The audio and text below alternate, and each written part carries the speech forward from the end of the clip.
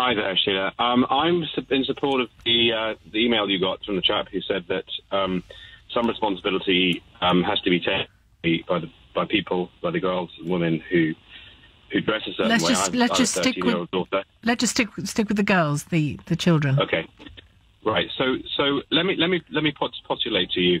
If I have a shop and I sell phones, and I put them outside the shop for people to look at, and they can be easily stolen. Right now, obviously, I don't believe in stealing, but people will steal them, and men, unfortunately, and boys who have not grown up or who have not overcome their passions will take advantage of or misread signs, and they will take advantage of what they can get away with. That's just how they are. It's the real world we live in, and you can talk as much as you like about. No, that's how, Jonathan. That's how unpleasant men are. But there are loads of unpleasant men out there. They just are. Correct. That's how it is. All right, well, listen. So the question is, should I tell my daughter, listen, there are lots of unpleasant men out there, but you should wear whatever you like, and if they come across you, you should call the police. Whatever, hit them back. I don't know what to tell her. I should tell her, take care of yourself. Don't flaunt your sexuality in public. Not because you shouldn't have the right to do. You should have. You should be able to walk around in a bikini if you want. But unfortunately, there are nasty men out there. So take care of yourself and cover up a little. That's not unreasonable to tell my daughter, and that's what I do tell her. But these are girls in their school uniforms on the school bus, and if you've heard some of these stories, one included a girl being harassed by the bus driver as she was simply sitting on a bus in her school uniform on her way home. What do you want her to do? Have you seen the school uniform? My daughter, her own school uniform, to a state school. Have you seen that bus driver? Have you seen that bus driver?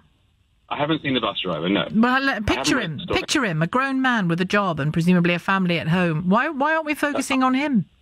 Well, no, we can focus on him as well. I'm not saying we should not focus on him, but let's do what we can do, which is the fact that there seems to be a fact out there that until we improve our education system and our families teach their children and we teach ourselves as men to behave properly and decently towards women, until that happens, which is going to maybe take a long time, women and girls need to take care of themselves, and schools and parents need to make sure that the kids don't go around giving messages that are misunderstood. If a girl looks sexy, men think they can take advantage without asking, without permission, etc. That's wrong, of course it is.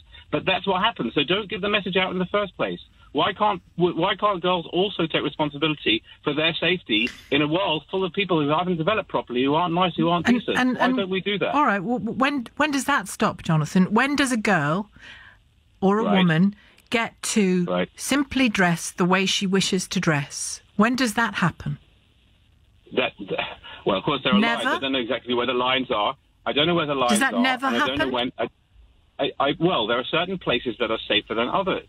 Yes. So, for example, if you're at the beach or at a pool and you're with your family, for example, if my daughter's at the pool with me and I'm there and I can protect her, then she can walk around in a bikini, which is absolutely fine. And she does that on holiday, and it's fine. We've never had a problem.